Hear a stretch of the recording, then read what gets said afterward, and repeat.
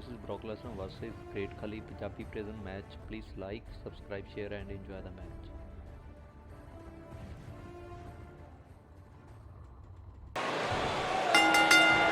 Brock Lesnar is looking to further his unmatched legacy of the only man to hold championships in the NCAA, WWE, IWGP in Japan, and the UFC. Well, the door's locked, and at this harsh impact, I'm not sure how much he has left.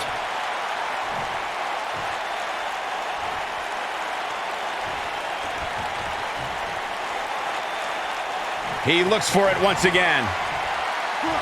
Choke slam! Did you see the height on that one? But he's got to capitalize now. Brock Lesnar's just getting overwhelmed. What a strike. Can he finish the job?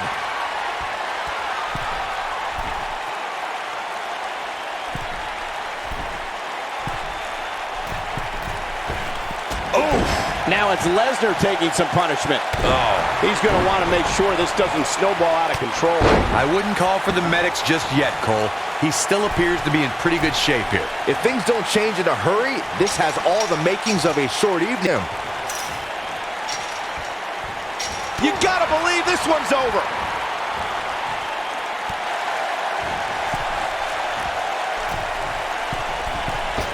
Ooh, what impact.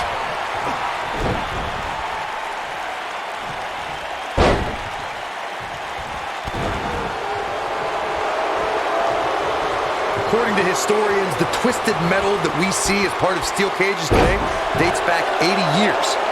To settle a dispute between competitors Jack Bloomfield and Count Pietro Rossi, the two met inside a ring surrounded by chicken wire. At first, these types of matches were referred to as fence matches. He's in trouble. Better stay right where he is. Corey, you gave us an impressive history of the origins of the steel cage match. I'd like to point out to our viewers that from the 1960s to the mid-1980s, chain link fences were used to enclose the ring for WWE steel cage matches. A superstar could win by pinfall, submission, or by exiting the cage through the cage door, or climbing over the top of the cage. We should also point out, Michael, that...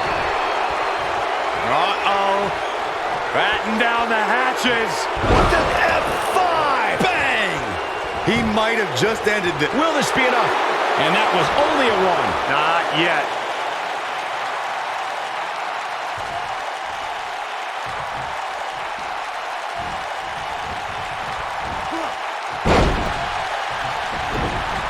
We know what this means. Ring rattling. This could be it. Given the number of times we've seen it tonight, calling it a finisher might be a bit of a stretch.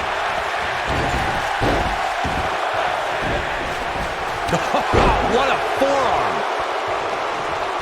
When Brock is feeling it, good luck to you.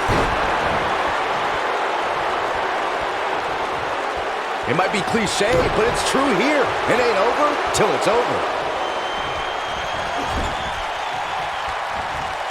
Brock Lesnar just too fast for him. Lightning speed from the Beast. Brock Lesnar just too fast for him. Lightning speed from the Beast. Oh, look at the squeeze. It's on like a vice grip. Oh, that just looks nasty. Nailed it. Wow, I gotta say that I'm in shock. I really thought Lesnar would look better here tonight. There's a certain feeling that comes over the combatants in a steel cage match once they hear the door close and see the official lock it.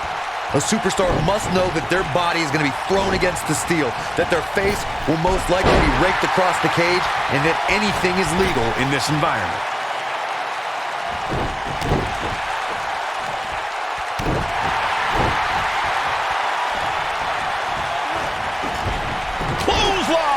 You spoke about this earlier, Corey. It's crucial for a WWE superstar to fully understand the gravity of the situation they're in when they battle inside a 15-foot-high steel cage. An individual must be ready to endure pure brutality and be prepared for the fight of their life. No one leaves a steel cage match without scars. Corey, you said something of value for once, and that anything is legal inside the steel cage. To that point, something else we've seen over the years is interference. Whether it's The Undertaker coming up through the ring or John Cena getting bashed in the head with the cage door from the outside, it's all legal in the cage. Boom!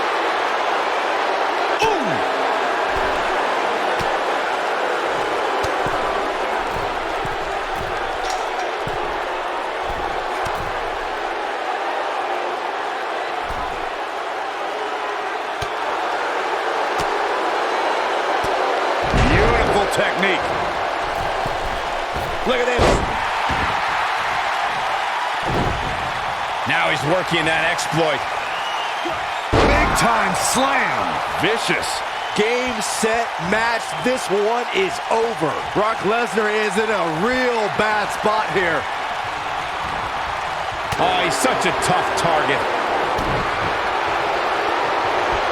Oh, no. Lesnar's about to end this.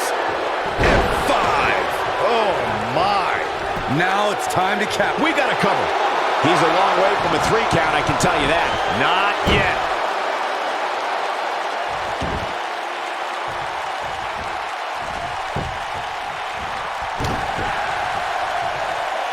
The steel cage is a massive enclosure that stands 15 feet in height. For almost 35 years, a select group of high flyers have taken their aerial assaults to greater heights. And when I say that, I mean superstars climb to the top of the steel cage, the real high-rent district, and dive off onto their opponent. And that all started... Lesnar drives him down, but Cody's not finished. No, not at all. Lesnar again with the power. To your point earlier, Byron, we've definitely seen some unbelievable attacks be launched from the top of the steel cage. And you mentioned the most iconic, the steel cage match for the Intercontinental Championship that saw Jimmy Superfly Snuka clash against bitter rival, the magnificent Morocco. There's no denying that Superfly set the bar. You look over the years to people like Jeff and Matt Hardy, Eddie Guerrero, Kurt Angle, and Chris Jericho. They continued to push the envelope and executed unbelievable attacks from the top of the cage. And watch Rikishi take flight off the top of the steel. Oh, look at the squeeze. It's on like a vice grip. Oh, that just looks nasty. Just wearing down the opponent. Wow, I gotta say that I'm in shock. I really thought Lesnar would look better here tonight. Brock Lesnar's just getting overwhelmed.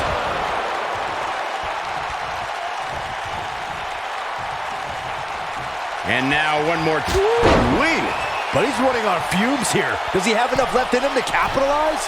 He's making a statement here with this attack.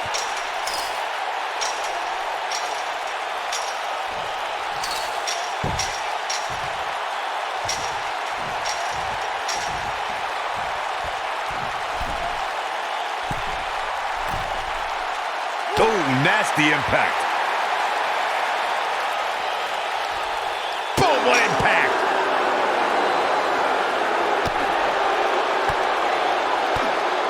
This might be it. Oh, my.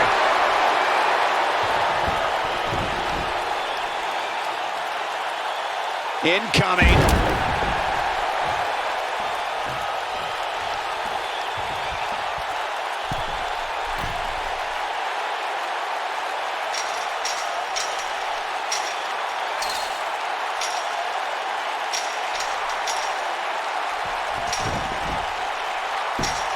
The best way to describe combatants clashing inside a steel cage is its battle of attrition.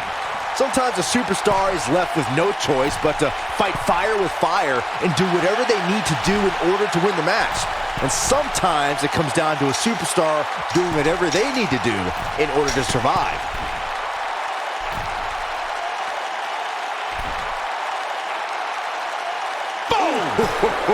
Byron, you touched on this earlier, but it's so important for a superstar to accept that there's nowhere to run and nowhere to hide in a steel cage match.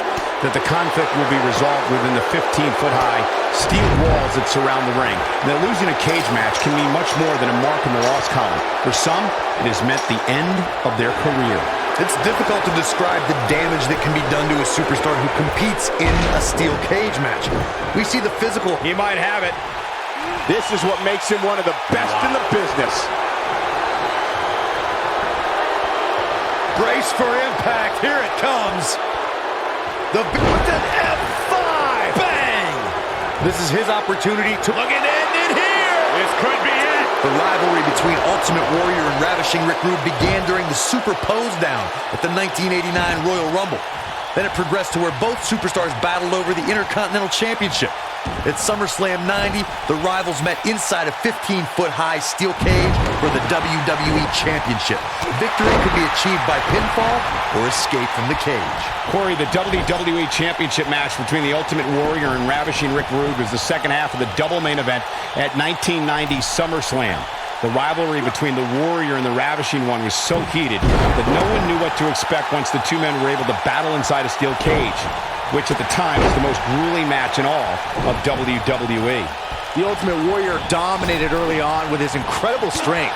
Rick Rude turned the tables and used the steel surroundings to his advantage. At one point, Rude dove from the top of the cage onto the Warrior. But after the Warrior's signature Gorilla Press Slam, the Ultimate One climbed over the cage and retained his WWE Championship. The great ones always explode when they have the chance.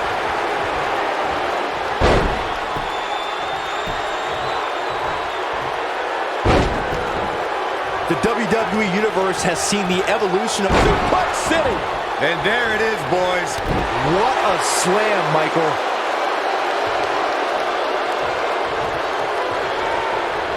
Oh, the reversal by Brock Lesnar. Oh, no. Lesnar's about to end this. Oh, tear the features clean off your face. This one's over, guys. All right, when we talk about the progression of steel cage matches and the type of structures. Oh, look at the squeeze. It's on like a vice grip. Oh, that just looks nasty. You gotta believe this one's over. Wow, I gotta say that I'm in shock. I really thought Lesnar would look better here tonight. This one might just do the trick.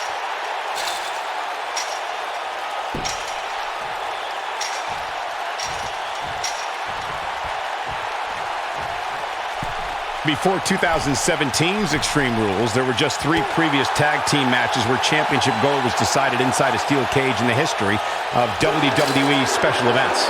The Hardy Boys were in 2 of those matches. At Extreme Rules, in order to win the match, both members of a team had to exit the cage and have both feet on the floor. The Hardys used their famous continuity to gain the early advantage until Cesaro and Sheamus utilized their devastating power to slow the pace of the match down.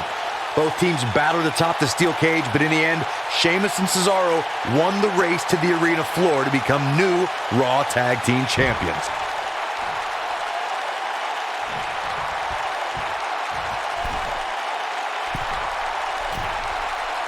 Beautiful technique.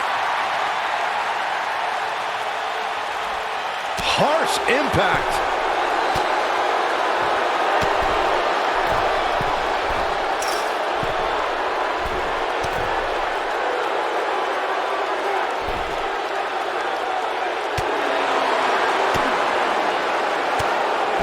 Nasty impact.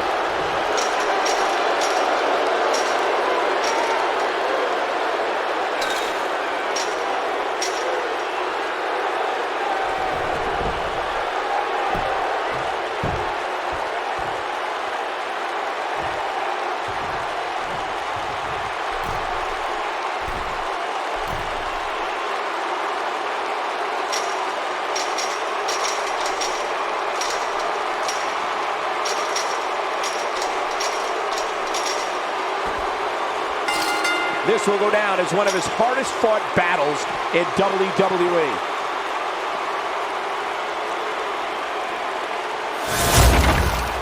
Now let's look back at that amazing action. I remember this part very well. He's getting it done here. Man, oh man, look at that. And so it goes.